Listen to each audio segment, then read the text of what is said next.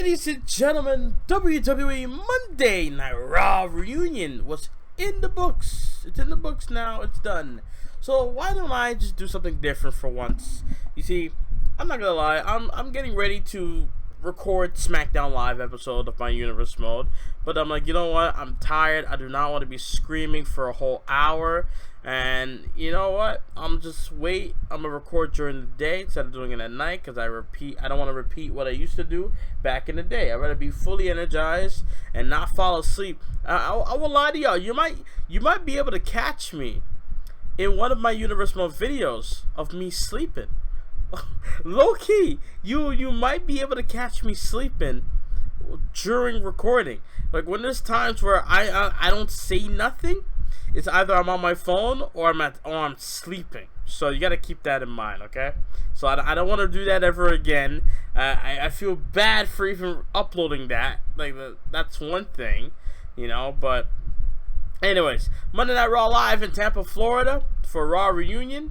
We started off hot with John Cena coming out, you know, introducing the show, plugs, you know, the Hall of Famers coming out later on the show, saying that he missed the fans. He could miss running that Raw reunion. He likes the fans. The fan, just like the fans, this is home. WWE will always be his home, you know, regardless of what he's doing now. WWE will be the place he will always love to come back, no matter. It doesn't matter how long he's been gone. He's gonna have the same energy he had day one every time he comes back. So he's about to leave, and then the Usos came through, and then Usos try to get the Doctor of Thugonomics to come out. So then they got him to come out, and then the Usos spit some. I forgot what they said. It said something along the lines of Cena leaving WWE for the movies, right? And then Cena mentions the Usos, you know, mugshots. How did it feel to be arrested? You know, something along those lines. That shit was funny. That was funny, and that was great, you know? So he said, yeah, you can't see me, blah, blah, blah. He tried to leave, and then Rikishi came out. Rikishi came out and says, back that ass up, John, and get back in the ring. Respectfully, he didn't want to see Cena leave, and he made a Fast and Furious reference, right? He wanted Cena to dance, which I was against, okay? I was like, no, don't do me like this, John. I still remember September 14th, 2009, right after Monday Night RAW went off the air, when you and Batista helped DX beat up Legacy, and then you did the DX crotch chop, and you did it so awkwardly. I'm not going through this again with you dancing with Rikishi and his sons, okay? I refuse, John. I'm sorry, I can't have this. And then the Revival came out, and then after that, weirdly, you had Devon come out. Like, oh, the Dudleys are here, right? Because John Cena said he wasn't sure he's gonna show up, and he showed up anyway. I'm thinking, yeah, maybe Bubba Ray might show up. You never know. And I see Devon by himself. I'm like, oh wow, that's a bit sad, low key. But yeah. Devon came out, and he came out to join the Revival in their tag team match. A lot of tag team matches, I think, on this show. But Usos vs. Revival was actually an enjoyable match for me. I enjoyed it. It's just that the crowd was practically dead, even though the show just freaking started. If you're not John Cena, if you're not Rikishi, fuck off. That was pretty much what the crowd was saying here in Tampa, Florida, in the first 30 to 40 minutes of this show. Now, I was questioning, why was Devon there anyways, right? And, well, Devon, the only thing I could think of Devon being at ringside was that he has history with Rikishi, because, you know, Dudley Boys and Too Cool, maybe something has something to do back in the day. It's weird, because I watched the Attitude Era at least the majority of the year, and I forget what happened. So I don't know, maybe they had history in the past. I don't know. I can't really be precise. And when I heard Rikishi coming out to the Too Cool music, you know, I was like, I can't. First of all, that's not Rikishi's theme. Rikishi's theme is looking fly today. Those are the words, right? And when I hear turn it up, and I'm just like, Brian Christopher. Like, Brian Christopher, I swear to God, the best part of that duo in my eyes. Entrance-wise, you know, Scotty 2 Hotty had the worm in the matches, but Brian Christopher's Grandmaster Sexay was the highlight in the entrance, because the dude is doing Michael Jackson-like moves. He's doing a shovel. He like, like his dance moves are hilarious, and it's great, and you just gotta admire that. Rest in peace, though, man. I miss him so much. I'm not gonna lie. He was very entertaining. So yeah, the match happened. In the end, Usos got the dub, able to pin the tag team champions in a non-title match. I'm sure they might get a tag title shot after this. Probably not. I don't know.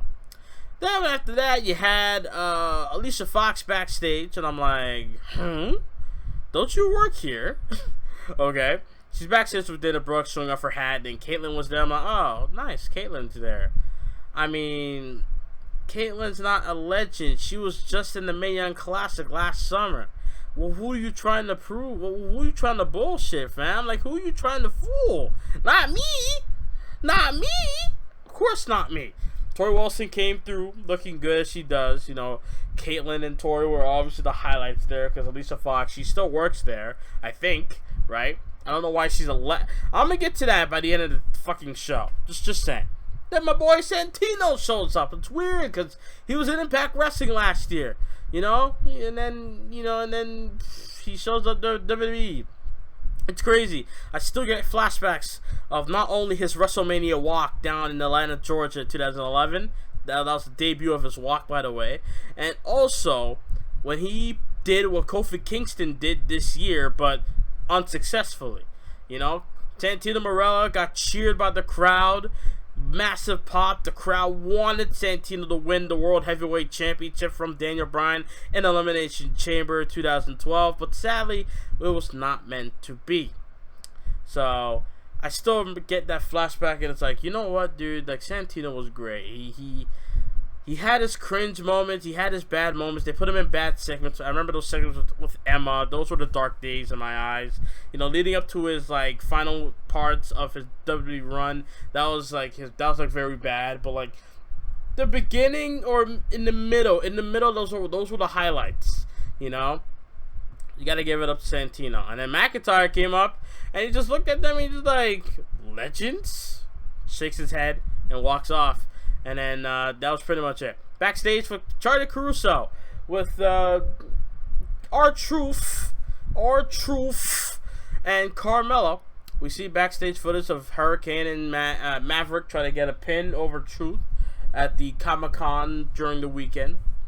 And then R-Truth, he just said funny shit, and then Maverick's wife came in to distract him. Maverick pinned Truth, won the title, ran away like a scalded dog, as JR would say. And then the Godfather shows up, and then he says his catchphrase, you know, it's that time once again for everybody to come aboard the whole train. For some reason, my fucking TV or Sportsnet 360 blacked out. And I'm like, what the hell is going on? You're telling me you're trying to censor the fans saying whole train? So the fans can say holy shit, the fans can say asshole, and fuck you, Roman. But yet, you allow all that, but yet, when it's Raw Reunion, a show that's going to help bring ratings, so you got to be a little edgy. You're gonna try to censor the crowd saying whole train in the background. Fuck off. That's all I can say about that. That's just me. So we get to a match, McIntyre versus Alexander. I was not happy about this at first. I was like, why are we getting a rematch? You couldn't allow my boy Cedric with the W and move forward from this. You could at least let him build momentum. Let him be other superstars. I mean, for fuck's sake, why is he on Raw? Running around chasing the 24/7 title for about 2 months, I think. And then now all of a sudden, you're pushing it, which is great, and then you try to make McIntyre get a win back? Come on, that's weak. But they did the right thing here. McIntyre was furious about Cedric getting an upset win last week, so he beat the fuck out of him. Reverse Alabama Slammer onto the apron face first, and that was pretty much it. So we go backstage again. We got the likes of Drake Maverick in the locker room, and then the Boogeyman came through, scared the shit out of him. Pat Patterson appeared, and then he pinned him. He knocked him. I think I would assume Drake, he fainted, and then Pat Patterson came in and then pinned him, which was nice to see. Pat Patterson, very entertaining. Pat Patterson pulling what he did back in the Attitude Era in the year 2000, most likely, with the Hardcore title, you know, just pinning Drake Maverick for the 24/7 championship. Nice to see others win that title besides R-Truth and Drake Maverick, even though those two are the highlights of this whole thing anyway. But yeah, right, Patterson leaves, and then Christian Cage comes out, you know, for commentary. Lyndon Garcia able to be a special guest ring announcer for the next match, which was Viking Raiders versus Zack Ryder and Kurt Hawkins, the Major Bros, which is sad because the crowd was dead. Nobody cared about this match. Tampa, Florida was fucking horrible, and yet they're getting a WrestleMania next year. Next April. Ahoy, matey! WrestleMania comes to Tampa, Florida. Fucking A. Anyways, Viking Raiders get the dub. Viking Experience for the win, or Thor's Hammer. You know, yeah. Thor's Hammer for the win. And then we go backstage. By the way, I want to note that Lyndon Garcia announced to Hawkins and Ryder, oh, they're the former Raw Tag Team Champions. Like they just have to throw that out there. Like, hey, remember these guys? They were Tag Team Champions before. Got to keep that in mind. So, man, fuck this Tag Team division. I'm sorry. Anyways, Mike Kanellis backstage with Eve Torres, and I'm back and better than ever. Got a knack for making things better. Face facts, 'cause your opinion don't matter. Maniac. You know, Eric Bischoff was there. And then other stars were backstage as well. Maria Kanellis, she embarrassed Mike Kanellis again. And then Eric Bischoff mentioned, hey, how about you want to, you know, if this doesn't work out, you want to come over to SmackDown? I'm like, ooh, please tell me that was a little, don't tickle my balls, please, WWE, don't. Please let this happen of Eric Bischoff going to Raw and trying to get talent coming over to his show. Please. Come on, that was nice. That was a nice little thing right there. Come on. Please give me my prints, but please, that's all I asked for. And then after Maria yells at Mike because she don't want stretch marks on her gut, and then Ron Simmons got he just came through, and he got the microphone, and he just says, you know, damn. So there you go. Samoa Joe's coming out. But before that, I was about to say OKC, like NBA. Fuck. We got the original club, the OC, right? The Oak is backstage. AJ Styles, Anderson, and Gallows celebrating not for Raw reunion, just for themselves. They go on to talk about AJ beating Seth Rollins tonight. AJ says that the Oak will show that they're the most dominant group in history, then, now, and forever. The camera cuts to Hall of Famer Jared Briscoe winning the 24/7 championship title while Patterson was down, apparently got pinned. So as Briscoe was celebrating, holla, Kelly comes through. I'm like, oh my goodness. I was like, you know what? I was a bit harsh on you the last time. Like, I wasn't really a fan. Like last time, I just didn't care of her showing up. And then when I show up, I'm just like admiring her for a second. I'm like, oh damn.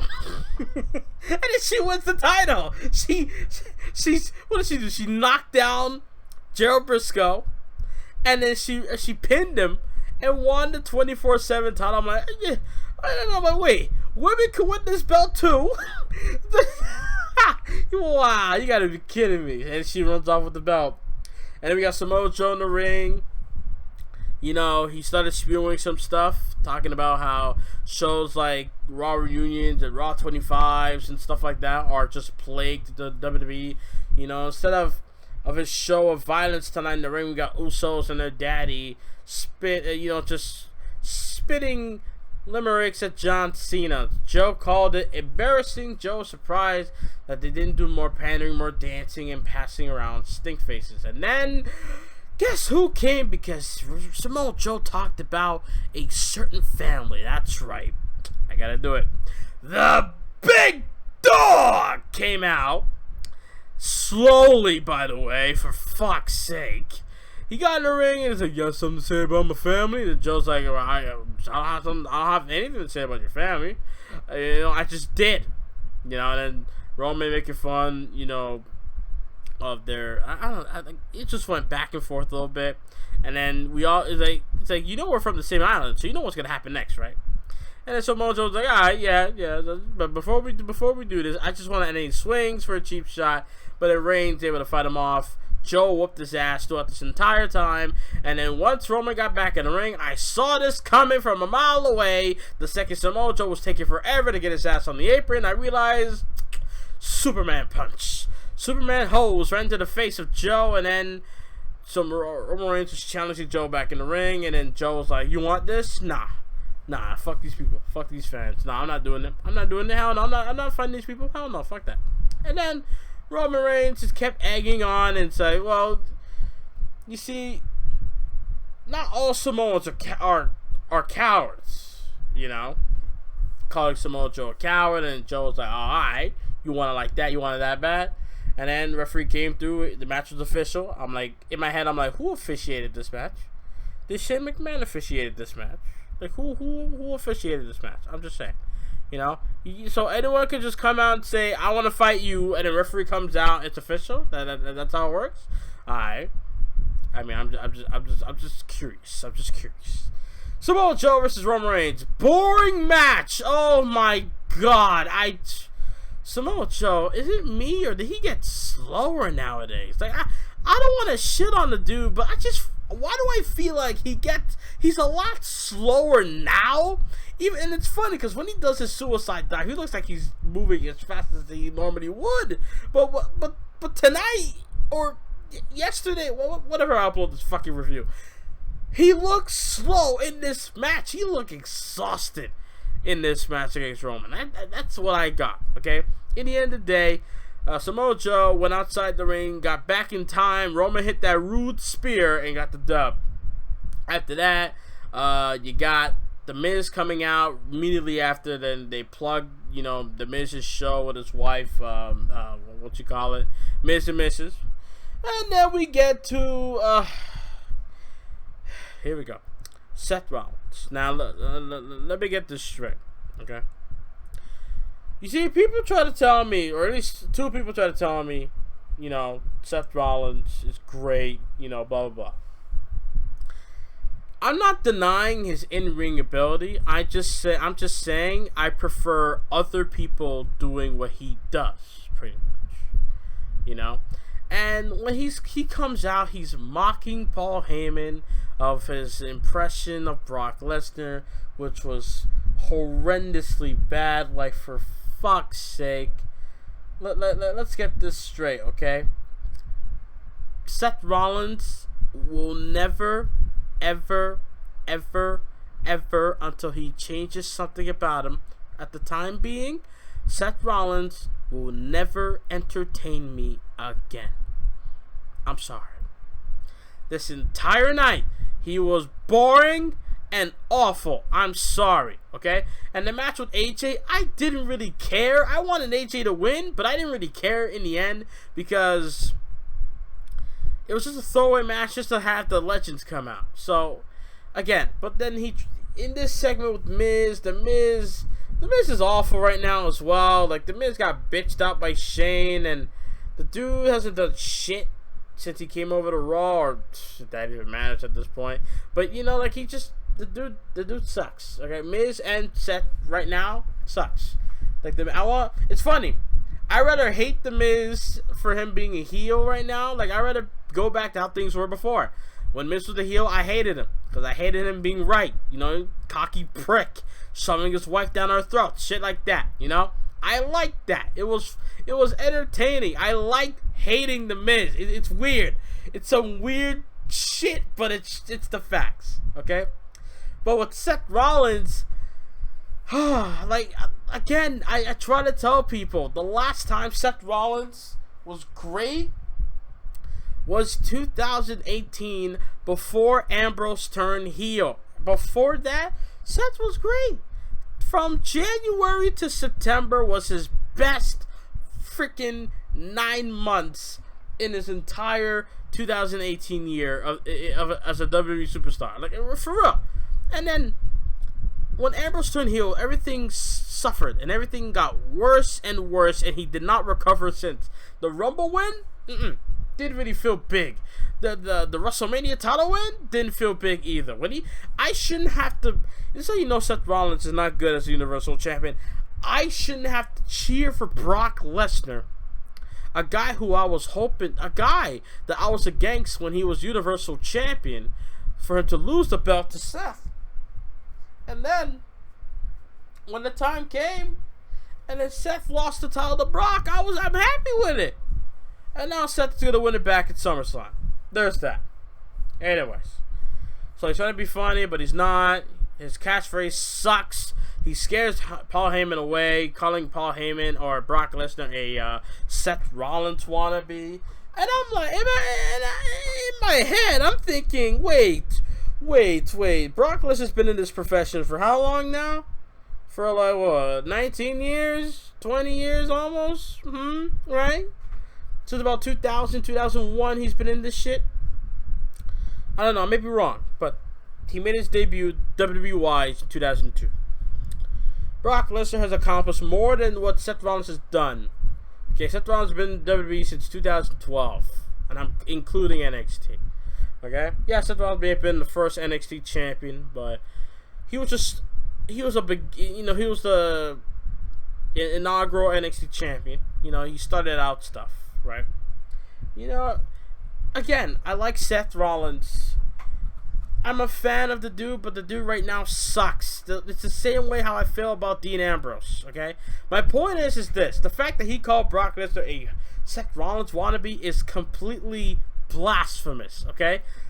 Seth Rollins saying that Brock Lesnar is a Seth Rollins wannabe. How? Oh, because he cashed in Money in the Bank like you did years ago. Do you know how stupid you sound right now?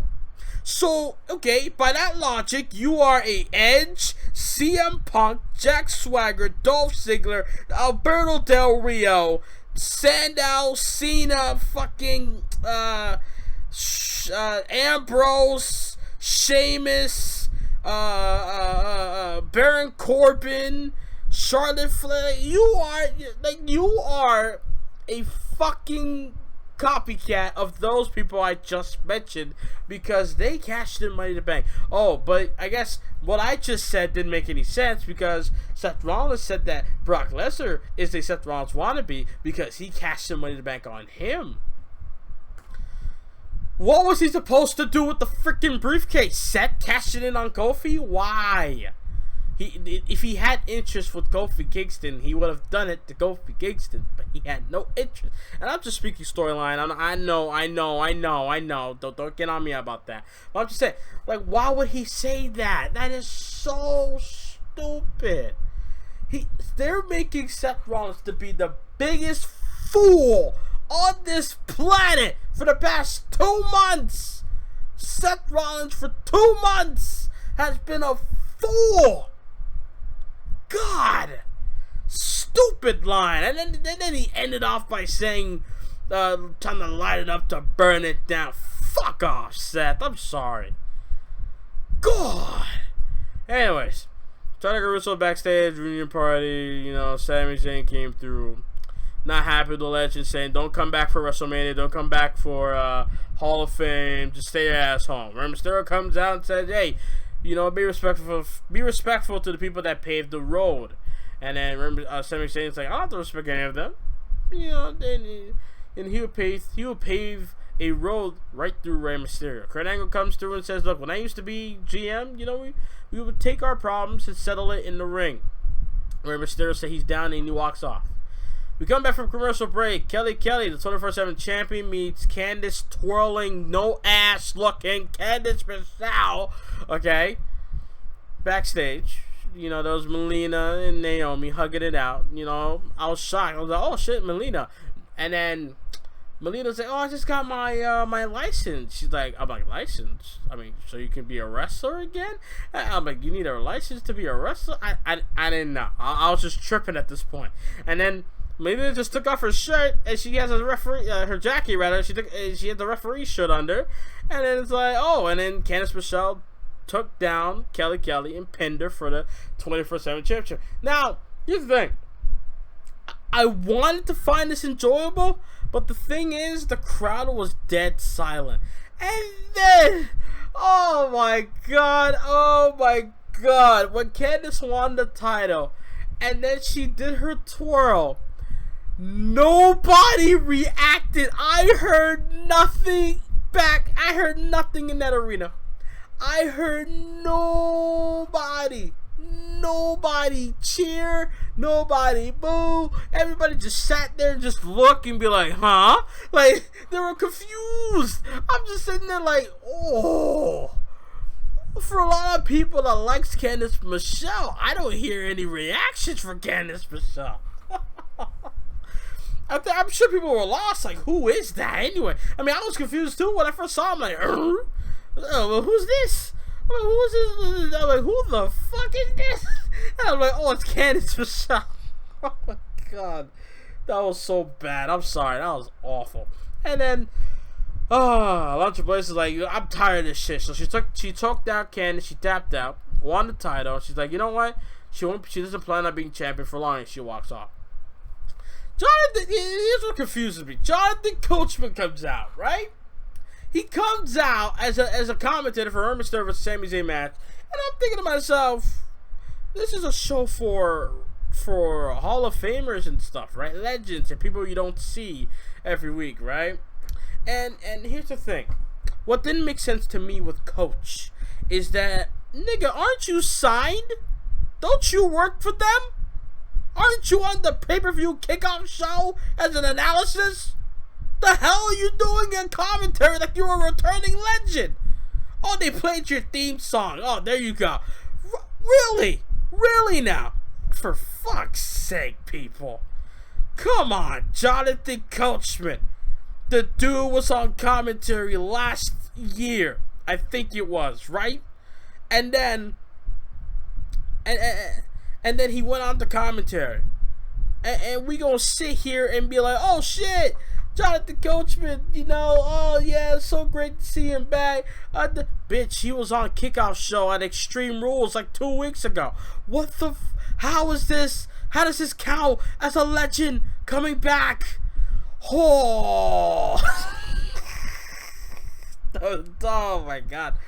And by the way, Booker T came out on commentary earlier in the show, and I was like, yo, can you replace Booker T with Renee Young, like, please, like replace Renee Young with Booker T, I should say, like, get change, please, like, fuck this, I'm sorry, like, from one Torontonian to another, you know, no disrespect to Renee, I love Renee, but I'm just not digging her commentary. She laughs and giggles at the worst time in segments, my god, that's how I feel. It's just a preference. It's just a preference. I'm not hating. Don't be calling me sexist or whatnot. I've been an advocate for Renee Young to be on commentary for years. And then when it finally happened, at first I'm like, oh yeah, I'm digging it. And then as time goes on, just like Jonathan Coachman, things got worse and worse and worse. And I'm waiting for them to change it, but they're not going to change it now, because if they do, they might get backlash. Oh, WWE's a sexist. Oh, why they took off Renee Young? She was great. That's what's going to happen. Pussy ass niggas nowadays. Fuck.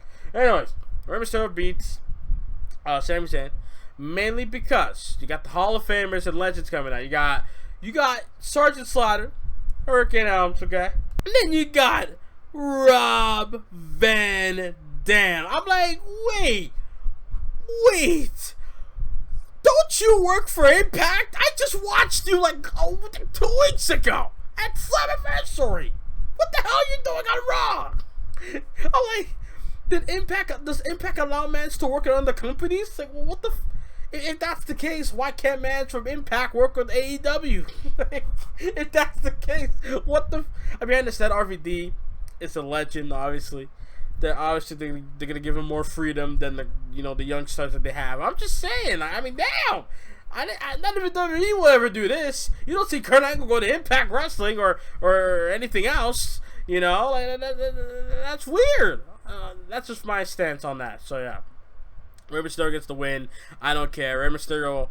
When it comes to entrance, Rey Mysterio sucks. When he's in the ring, it's like, okay. But when he's coming down the aisle, it's like, fam, get him a platform and just let him jump out the sky. Booyaka, booyaka, psh, jump out the sky. Who's that jumping out the sky? I just flipped my mouse. Wow. Anyways. So, let me see who shows up, and it's the Nature Boy. Then we come back, and we have the Tag Team Champions of NXT, the Street Profits, backstage. Apparently, Dawkins putting on some eye drops. I'm like, what's going on? Saying that he was partying, he was hanging out with RVD. I'm like, you're rolling up with Van Dam. I see you. You know, with Mark Henry, Kelly, Ric Flair, Boogeyman, and others was there. It was crazy. You know. So, Alundra Blaze comes out with the 24/7 title. I didn't know the 24/7 championship had their own graphics, by the way. I didn't see that until now. And then Alundra Blaze, she was about to do what she did in WCW with the WWF Women's title. About to throw that shit in the trash. I'm like, no. Actually, no. Now, I was going to do like anyone else would do, low-key. You know, say whatever else I was going to say. Oh, put in the trash bin. Actually, I was like, no, don't. Don't put in the trash bin. Take the women's tag team titles and put that shit in the fucking trash bin. Because that shit is non-existent. That title is non-existent. Where are the champions? Where the hell are they? They showed up once on SmackDown last week and the week before in a small segment. They had a small matchup for the tag titles. This women's tag division is so pathetic. It's more pathetic than Flight Reacts, for fuck's sake. Anyways, $1 Million Man comes out and says, don't throw that shit in the trash. I can buy it off for you because everyone's got a price for the $1 Million Man. You know, he does his laugh. I can't do his laugh. I do my own version. I can't do his laugh specifically. But, you know, I always do my laugh. Just saying. And then we got Styles, Rollins, don't care. Lawler comes out to announce the match. You know, in the end of the day, DX came out winner. Seth Rollins, match ended in disqualification because the club got involved. The OCs, the entrance of the OCs was cool. The graphics were nice. So you gotta give him up for WWE for that. OCs wanted DX to hold up the 2-sweep, but in the end, DX told OCs to suck it, and then they brawled out. And I'm like, Shawn Michaels. I'm like, oh, Shawn Michaels is coming out of retirement again. 6-man tag at the Saudi Arabian show in November. Book it. I know it's coming. He's coming out of retirement once again. The Heartbreak Kid is coming out of retirement. I see it now. Because Saudi Arabia is the only place. It's not in America. It's in Saudi Arabia. Yeah. Anyways, so Road Dogg and Sean Waltman, X-Pac pretty much. National Hall came through, you know, and he mentions China Spirit being there as well. He forgot Billy, you know, Billy Gunn with AEW. Billy Gunn doing some big things right now, not reliving his old fucking days like all these bum ass niggas are doing now. That's besides the point. But yeah, in the end of the day, DX and Outsiders, NWO, Your Mama's a Hoe, like all these dudes are in the ring, and then Seth Rollins proceeded to say the Billy Gunn, Shawn Michaels line, and if you're not down with that, we got 2 words for you, suck it. Can I say that he ruined that fucking line? Can I just say that? And I'm not hating on Seth. I'm a fan of the dude. Again, I'm a fan. I'm just not digging what he's doing right now. And the fact that they told him to say the lines, it's like, what fucking shit are you trying to force on me? That y'all are cool with him now? Like, the blasphemous. I don't like this. I don't like this at all. You could have Shawn Michaels with a bald head. I don't know if he has bald hair now. He probably has hair on his head. I don't know. But you should have had Shawn Michaels come out and then say the line, you know, and if you're not down with that, we got 2 words for ya. Suck it. Like, it would have been a lot better with Shawn Michaels saying it since Billy Gunn wasn't there. Anyways, Mick Foley was backstage talking with Mark Henry. Ted DiBiase's walking with the championship. He gets inside the limo, and then a pinfall happens in the limo, and Drake Maverick comes out, and he's cheering. And then, as Drake and his wife, I believe, was about to get in the limo, Mansoor chasing him down, and he ran away. And then after that, Mick Foley's in the ring mentioning SummerSlam and mentioning the 24/7 title. Drake Maverick ran past him. He says he wants to get that title one day, or by the end of the show, rather. He relives his moment winning the WWE title back in 1999, and that big monumental moment. And then Bray Wyatt comes through. The second the screen went black, I was like, "Oh shit! Oh shit!" Like Bray. I'm sorry. The way how they introduce Bray Wyatt in segments now is so blessed. It's like, oh, when something goes out, like blackout, it's like, oh shit. He's back, and then he comes through. He stands. He learned. Here's the scary thing. He stood in the ring and posed, right? And it's like, oh shit, he's in the ring. And then he goes after Foley immediately with the mandible claw. Now, at first, I'm thinking to myself, I'm thinking in my head, oh, he's gonna do the Sister Abigail pose like he did with Finn Balor last week. But no, he just stood there and posed in the middle of the ring. And then after that, he hit the mandible claw on the Foley and put him down when the lights were flickering off and on in the arena. I'm just like, dude, Bray Wyatt, I swear, my booking idea is so simple. You let him run through Finn Balor at SummerSlam, demon or not, I don't care at this point. And then you let him face Seth Rollins for the Universal title. You let Bray Wyatt face and beat Seth Rollins at what pay-per-view that makes sense, because you know October's a scary fucking month, right? And Bray Wyatt's a scary guy as the Fiend, so you have Bray Wyatt take on Seth Rollins for the Universal title in what? Hell in a Cell. And Bray Wyatt is the Fiend, and he does his crazy shit in Hell in a Cell. He's malicious and he's vicious and he does what he has to do. He beats Seth Rollins down like a dog and he wins the Universal title. Then you let The Undertaker come back trying to beat up Bray Wyatt, but in the end, Bray Wyatt beats the fuck and possibly retires The Undertaker at Survivor Series. And then you let Bray Wyatt just go through the motions all the way towards WrestleMania. And then you have Aleister Black or somebody built up by that point, maybe win the Rumble, and then they go on to face Bray Wyatt for the Universal title, whether it's the main event or not. Probably not the main event because, you know, WrestleMania's in Tampa. Roman Reigns is from Florida, so Roman Reigns is going to main event WrestleMania 36. So don't judge me. That's going to happen. Deal with it. But yeah, Bray Wyatt, Universal Champion versus Aleister Black. Done. Like that. Come on, that booking. Come on. Is it not good? Are you not entertained? Come on, no way you can beat that. Come on. Anyways, from after that awesome segment, you have Alexa Bliss and her bitchy mood coming out with Nikki Cross saying that we all need a moment of bliss. I don't need it. I don't need it. I definitely don't need it. I don't need it. I don't need it. No, seriously, I don't fucking need it. Like, I'm not gonna say I need it. No, I don't need it, okay? I don't need you on my television screen, okay? Anyways, so she introduces Becky Lynch. Becky Lynch coming out fucking I'm sorry. Like, when I hear the music, I don't know. It's weird. I hear the music and I just think about how long I've been a fan of Becky. And then when I see her and she does her man pose, it's like, you know what? I'm tired of you. Get off my screen.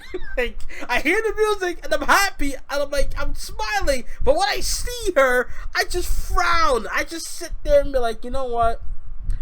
I'm just tired of you. I'm done with you. Like, I'm done with this man shit. Like, I'm just tired. Okay? And nobody can say, oh, you're a bandwagoner with Becky Lynch. The fuck I am.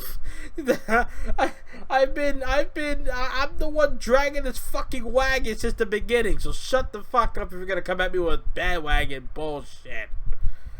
So yeah, Becky Lynch comes out, and then Natty comes out after, right? Says if Becky Lynch got something to say, she got something to say to my, she can say it to my face. Natalya with her weird ass lips, by the way. Okay, I'm sorry. I've been watching the Jersey Shore as of late. You know, like I just finished watching the old one from like early 2010s, like 2009, 10, 11, 12, around that time, right? I just finished watching that, and I'm watching the family vacation, and Snooki, JWoww, Dina, and Angelina. Their lips, I don't know what the fuck happened to their mouths, but their lips look horrible. And when you don't have makeup on their faces, Jesus Christ, they look like a monster. I swear to God, right? So, when I look at Natalya, I look at them in the same way. I look at her the same way I look at them. Her lips are an atrocity right now. I'm sorry. I don't know what did she do? Did that stupid Kylie Jenner lip challenge from years ago? From, you know, get the shotgun, you get shotgun, the shot, you know, the shot cup, the shot glass, right? You put your lips, you put your lips in the cup, and then you make them all puffy and big. What? Like, is that what she did? Because her lips look freaking weird, dude. I'm sorry. It's weird for me to point that out, but that's the truth, and the truth shall set you free. Anyways, so Becky Lynch and Natty going back at it, and then Becky Lynch said, I'm going to embarrass you in your home country. Natalya bringing up something about the past, how they were in Japan, and now Becky Lynch has no respect for Natalya, which blows her mind. Becky Lynch accused Natalya of stabbing her in the back once she got to WWE. Talking about friendship with Ronda Rousey, saying that she'll embarrass her at SummerSlam, and then they just brawl it out, and then that was pretty much it. And then we had Drake Maverick again, another blessed 24/7 segment, championship segment. Drake Maverick able to get into the limousine. He's about to, but then R-Truth rolled him up. Carmella able to assist R-Truth with the roll up and got the title once again. He leaps in. That was the funny part. He leaps Superman. He's Superman that shit. You know, Superman that hole. That he just dove into the limo, and he's like, go. Closed the door, left. R-Truth, Drake Maverick was like, my baby, the title. And then Carmelo just stood there like, nigga, for real? Like you got a wifey now. Like, I mean, come on. You got a wifey now. Come on. Do I have to spell it out for you? Like, that's the look she was giving the man. And he's like, my wife!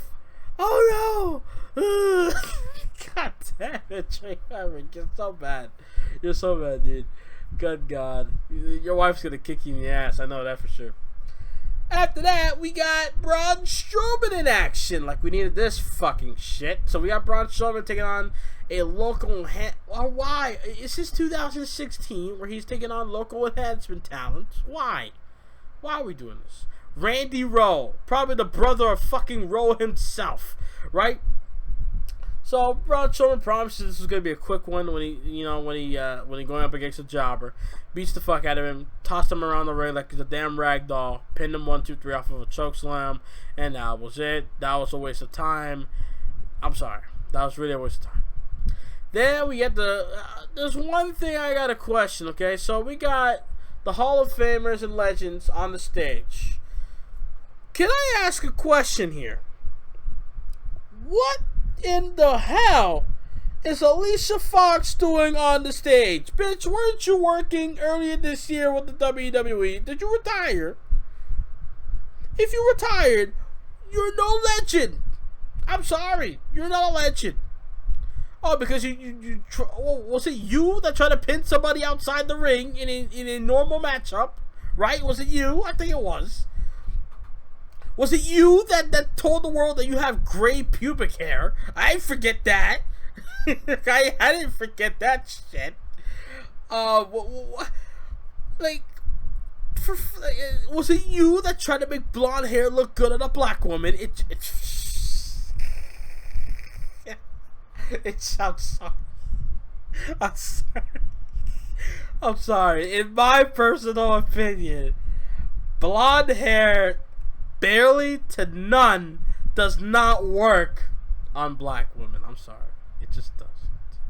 I prefer any other color. any other type, but blonde, it just doesn't match well, you know. It's just weird. That's just me. But anyways, I'm just like, bro, what are you doing on the stage? You're not no legend. You ain't no Hall of Fame. What are you doing? Icon? You ain't no icon. You're just there. You got a man fired. Art Anderson. You got Art Anderson fired because your ass got drunk. Again, why were you? And that's all I gotta say about that. Okay. So after that blasphemy there, then you got another blasphemy happening. You got Hogan coming out. A friend of mine said he looks like a fucking walking hot dog skin. Like, look at Hogan. Good God. Anyways, Hogan comes out. I honestly, I tuned out at this point. I'm just like, why? And then Hogan goes on and on and on. And I'm just like, in my head, I'm like, so we wasted 2 hours and 45 fucking minutes to get to a Hogan promo? What you're gonna do when the Raw reunion, not reunion, reunion, I caught your ass, Hogan. Hot dog looking at. I caught you, okay? Reunion. It's reunion, not reunion. Right? What you gonna do when your onion runs wild on you, brother? Right? After that, and then I just hit a glass pop in my. That's when I popped. I'm like, oh shit! Oh, I forgot about this man. They've been promoting him all night, but yeah, I've not seen him once. And then finally he comes out wearing a baseball cap. Only Stone Cold wearing a fucking baseball cap, wearing the same t-shirt, by the way, that he wore last year at Raw 25.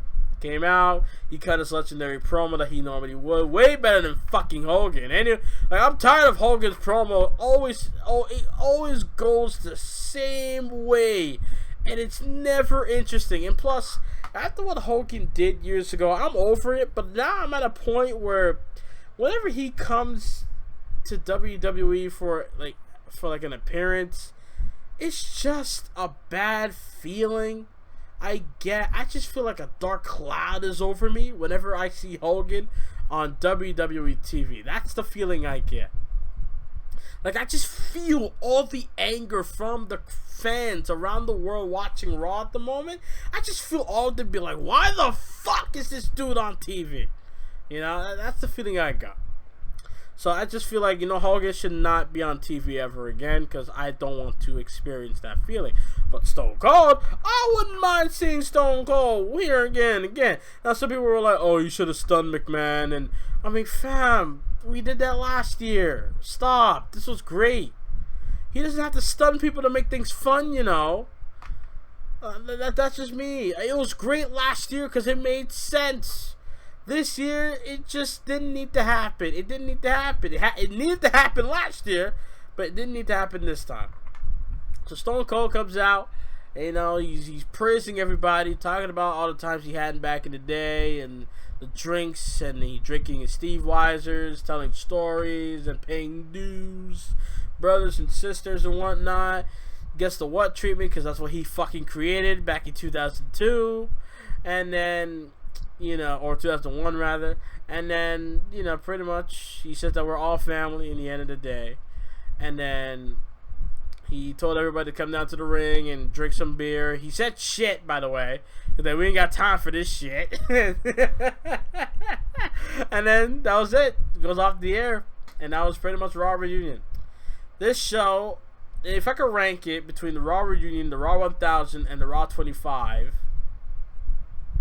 and the Raw 20th anniversary, by the way, I'm pretty sure Mans forgot about that in 2013. I would rank it Raw 1000, Raw Reunion, Raw 25 Raw 20th anniversary in 2013, and then Raw 25 in 2018, because Raw 25 can kiss my ass, honestly. They had one good segment, everything else is trash. I'm sorry. Actually, no. One good segment and then one good match on the Raw 25 show last year between Miz and Roman Reigns. That was a good match, though. So that was pretty much it. You know, Seth Rollins sucks on the microphone. McIntyre murdered Cedric Alexander. Nobody cared about the Viking Raiders, Hawkins and Ryder. Nobody cared about Candice Michelle twirling like God. RVD, huge pop because I was shocked to see RVD because he was signed to Impact Wrestling, but he was on the show anyway. That was crazy. And Soul Cold Steve Austin cutting a great promo. Fuck Hulk Hogan with promos. It's pretty much what I gotta say about that. So then, what do you guys think about Raw Reunion? What's your thoughts? Leave your comments down below. Give me your thoughts on it. Leave a like, subscribe if you do. Follow me on Twitter at Boy133Gym, and I'll see you guys next time. Thank you guys for watching and listening, and I'm out. Later.